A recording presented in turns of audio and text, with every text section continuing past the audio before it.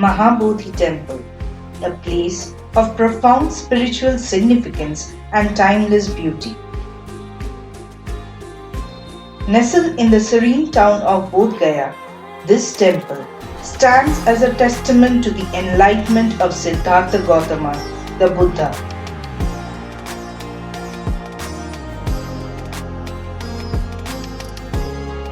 The temple's architecture reflects a harmonious blend of various styles, from Gupta to later period additions. The Mahabodhi temple is not just a place of worship, it's a place of unity, compassion, and cultural heritage.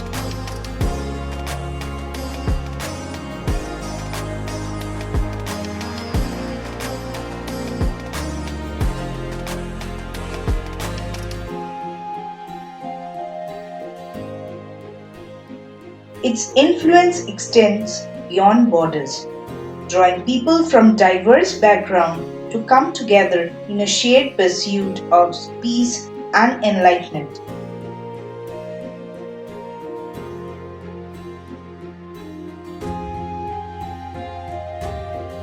Underneath the sacred Bodhi tree, where the Buddha attained enlightenment, lies a peaceful meditation area.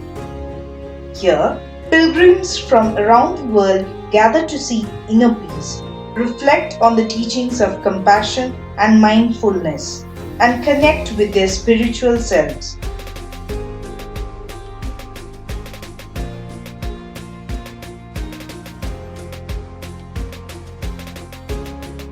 Let's explore its timeless wisdom and spiritual essence. Let's Raman together.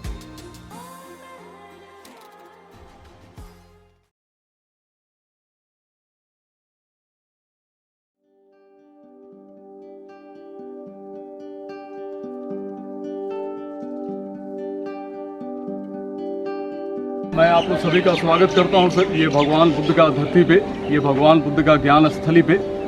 मेरा नाम है sir Ravi Ranjan Mishra. Sir ये जो बड़ा मंदिर देख रहे हैं, इस मंदिर का नाम है Mahabodhi Mahavihara temple. Maha means great, bodhi means knowledge and vihara means stupa.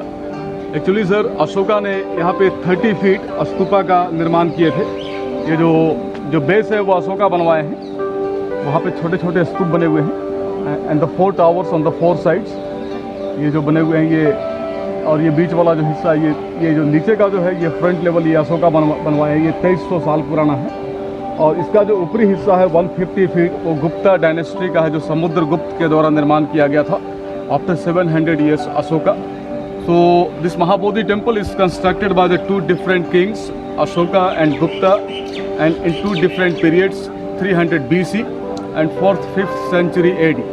जब ये महाबोधि टेम्पल सर पूरा टॉप तक बनकर तैयार हो गया था तो 12th सेंचुरी में मोहम्मद बख्तियार खिलजी यहाँ पे आक्रमण किया था, जिसने नालंदा यूनिवर्सिटी का लाइब्रेरी में आग लगा दिया था, जिसमें 6 महीना तक आग लगा रहा। और इतना बड़ा यूनिवर्सिटी था वो, 10 किलोमीटर के एरिया में है नालंदा यूनिवर्सिटी और 5 किलोमीटर चौड़ा है। 2000 शिक्षक होते थे और 10,000 विद्यार्थी होते थे। तो 6 महीना तक नालंदा यूनिवर्सिटी का लाइब्रेरी में आग लगा रहा। उसके बाद जब वो यहाँ आया तो स्तूपा को ऊपर से 30 फीट वो खंडित कर दिया था, जो पीला रंग का दिख रहा है। और इसमें साइड से जितने भी बुद्ध का मूर्ति था वो सबको खंडित करवा दिया था बख्तियार खिलजी ने। और इसको 30 फीट का लेवल से, जो नीचे का जो हिस्सा है ये पूरा सब मिट्टी के अंदर कवर्ड था ये। तो हेवेनसांग फाहयान जो थे वो चाइनीज़ ट्रेवलर थे और वो नालंदा यूनिवर्सिटी के स्टूडेंट थे। उन्होंने अपने यात्रा वर्णन में अपने डायरी में महाबोधि टेम्पल के बारे में, अबाउट गया विष्णुपादम टेम्पल के बारे में, गया सिटी के बारे में, नालंदा के बारे में, सारनाथ के बारे में अपने डायरी में डिस्क्राइब किया था। उसी के आधार पे कनिंघम ने इस जगह को खनन किए, तब जाकर के उत्खनन से प्राप्त हुआ है। इसके बाद में 1883 में कनिंघम के द्वारा, ब्रिटिश के द्वारा इसका जीर्णोद्धार किया गया। ये जो महाबोधि मंदिर का जो कलश देख रहे हैं ये 2013 में ये थाईलैंड का राजा के द्वारा 289 किलो सोना दान दिया गया है, जो देख सकते हैं लगा हुआ है। ये जो महाबोधि टेम्पल है ये यूनेस्को वर्ल्ड हेरिटेज साइट है। ये जो 2002 को यूनेस्को के द्वारा ये वर्ल्ड हेरिटेज साइट डिक्लेयर हुआ था, united nation educational scientific cultural organization. 2016 में Nalanda university world heritage site declare हुए थे।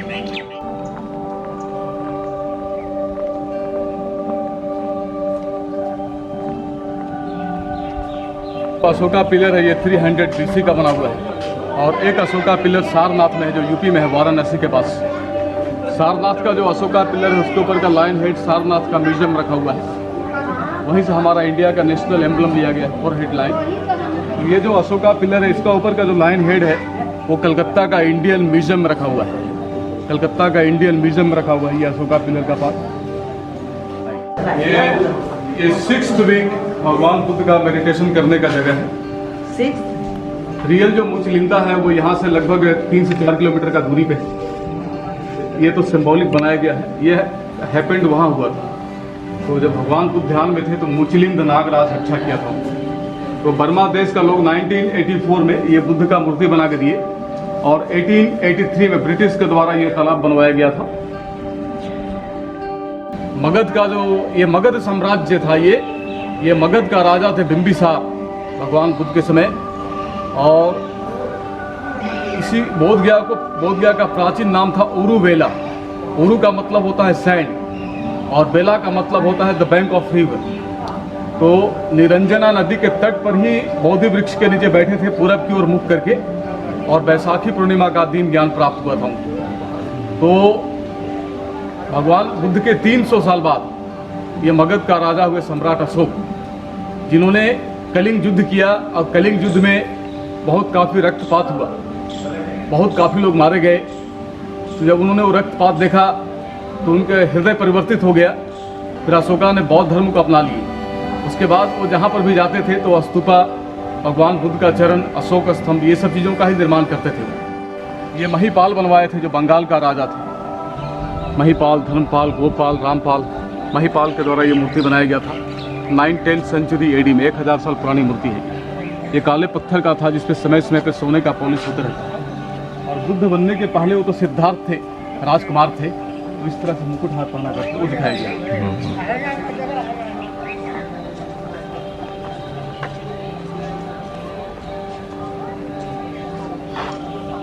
ये खंडित ब्रोकन पीसेस है महाबोधि टेम्पल टॉप पार्ट्स जो कनिंघम ने सबको इकट्ठा करके यहाँ रखे हैं। ओके। ये वहाँ था। जहाँ तहाँ जो खाली जगह है ये स्तूपा में वहाँ लगे हुए थे। ओके। 7वां सप्ताह ध्यान में व्यतीत किए ज्ञान प्राप्ति के बाद वो यहाँ ये जो जगह है ये राजा यतन के नाम से जाना जाता है, क्योंकि भगवान बुद्ध के समय यहाँ पे एक राज यतन नाम का वृक्ष हुआ करता था। वो वृक्ष तो खत्म हो गया, लेकिन उस वृक्ष का जो प्रजाति है ये बर्मा में पाए जाते थे। तो एक छोटा सा जड़ वहाँ से लगाया गया है, यहाँ जो पेड़ लगा हुआ है। तो भगवान बुद्ध जब यहाँ पे 7वां सप्ताह ध्यान में व्यतीत कर रहे थे तो ये वो जगह है जहाँ पे 2 व्यापारी आए थे, तपस्सु और भल्लिक नाम का उनका। यहाँ पे उनको खाने के लिए चावल, शहद और चपाती का लड्डू बना के भगवान बुद्ध को यहाँ पे दिए थे। उन्होंने 2 लाइन का मंत्र बोला था, बुद्धम शरणं गच्छामि, धम्मम शरणं गच्छामि।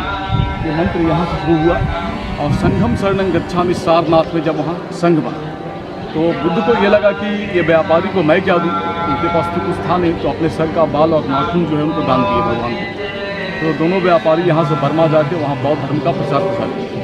तो भगवान बुद्ध का सर का बाल और नाखून रखा हुआ है बर्मा देश में, गोल्डन पैगोडा यंगून सिटी। और भगवान बुद्ध का जो दांत रखा हुआ है वो श्रीलंका में है, उस जगह का नाम है कैंडी।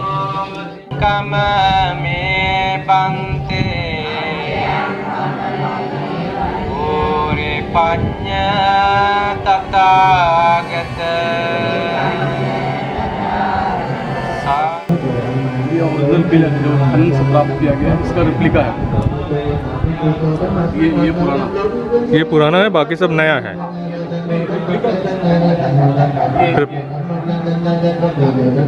ये इंस्क्रिप्शन समय का ओरिजिनल पिलर है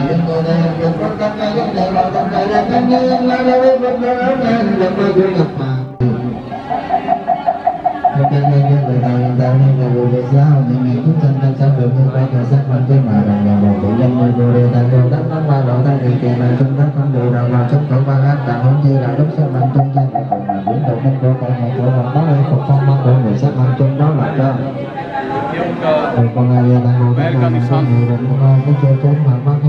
ये जो भगवान बुद्ध का पैर का निशान है ये अशोका बनवाया 2300 वर्ष पुराना है।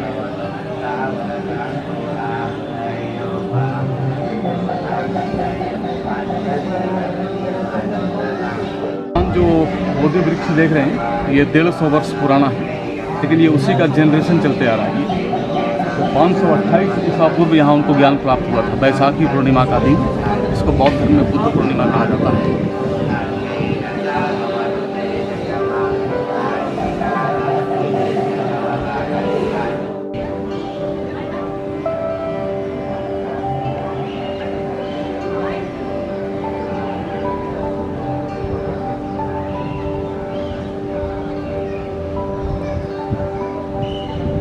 First week under the Bodhi tree, third week में यहाँ पर वो वॉकिंग मेडिटेशन करते थे भगवान को।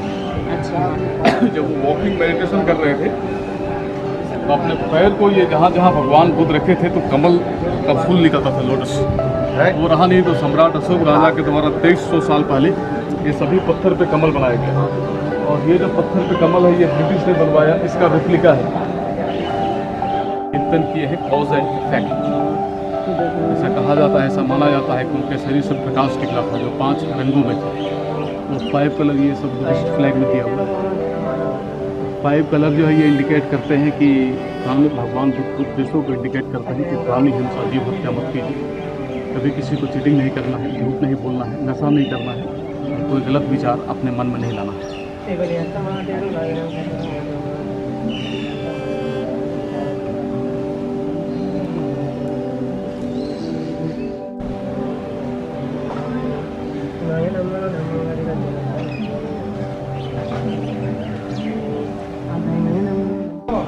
Animes nothing. सेकेंड वीक यहाँ से वो खड़े होकर बोधि वृक्ष पेड़ को देखते थे। 7 डेज आँख का पलक को झपकने नहीं दिए थे। सेकेंड वीक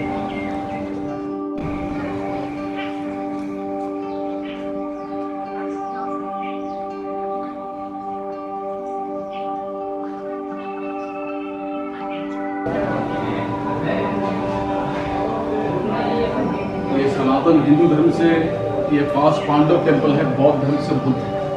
सनातन हिंदू धर्म से पांडव के नाम से पूजा होते हैं, बौद्ध धर्म से बुद्ध के नाम से पूजा होते हैं। गया में विष्णुपद मंदिर है, वो यहाँ से आपको लगभग 12 किलोमीटर का दूरी पे है विष्णुपद मंदिर।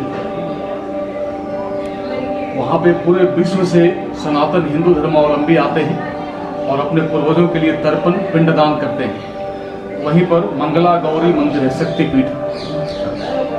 तो यहाँ से लगभग 4 किलोमीटर का दूरी पर एक धर्मारण्य वेदी है। महाभारत जो युद्ध हुआ था उससे बहुत काफ़ी लोग मारे गए थे। तो भगवान श्री कृष्ण की आज्ञा के अनुसार धर्मराज युधिष्ठिर ने आकर के वो जो धर्मारण्य वेदी है वहाँ पे त्रिपिंडी श्राद्ध किए थे। एक होता है पिंडदान, एक होता है त्रिपिंडी श्राद्ध। पिंडदान उनका होता है जिसका नेचुरल डेथ हुआ है, त्रिपिंडी श्राद्ध उनके लिए होते हैं जिसका अकाल मृत्यु होता है, एक्सीडेंटल मौत। तो महाभारत के युद्ध में बहुत से लोग अकाल मृत्यु मारे गए थे। तो भगवान श्री कृष्ण की आज्ञा के अनुसार धर्मराज युधिष्ठिर ने आकर के धर्मारण्य वेदी पे त्रिपिंडी श्राद्ध को संपन्न किए थे।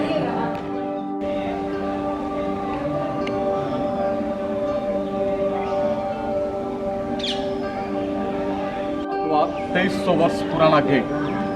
लेकिन जब बख्तियार खिलजी का आक्रमण हुआ था, नालंदा विश्वविद्यालय को जलाया था, उस समय ये पार्ट को खंडित करवा दिया, तो ये पार्ट नया लगा दिया। ये पार्ट ओरिजिनल। ये संकेत कर रहा है कि बुद्ध का आने और जाने का मार्ग यही हुआ करता होगा। तो सम्राट अशोक राजा ने यह द्वार का निर्माण करवाया।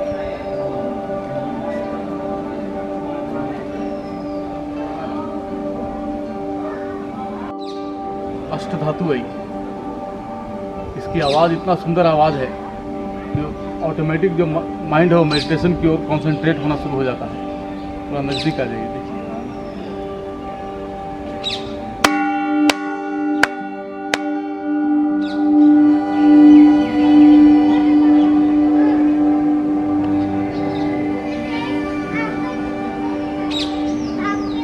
किन्होंने डोनेट किया था? बर्मिस बर्मा का राजा का ध्यान करने का जगह। हाँ ये जो पिलर है यहाँ बट वृक्ष था जो आंधी तूफान बारिश से नष्ट हो गया।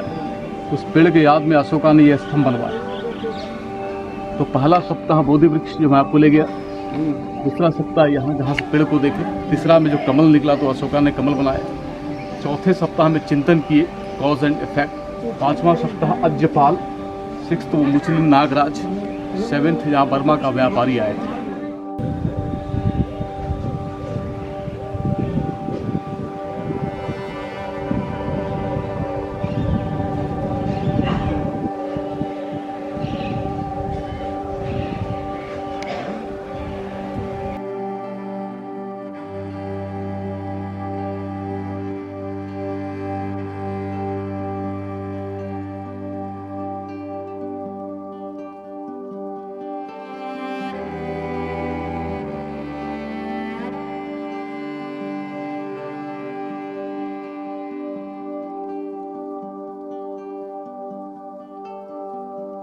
Captivated by its beauty, serenity, and profound significance, this sacred site reminds us of the eternal quest of enlightenment and the power of spiritual unity that transcends with time.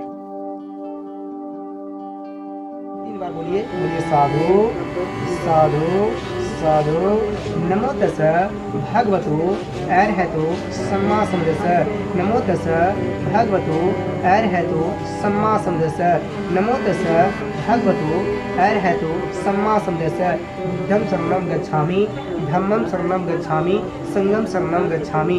सब रीति और रिवाजों की सब लोगों विनाश तु माते भगवंतर सुखी दीर्घायु भव भवतु समंगलम रखन्तु सब देवता सब धर्मानुभाविनः सदा सुखी भवन्तु ते भवतु समंगलम रखन्तु सब देवता सब सिंहानुभाविनः सदा सुखी भवन्तु ते।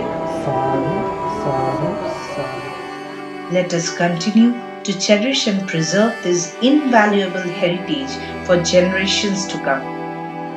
We'll be back soon with another video and another place. Till then, tada!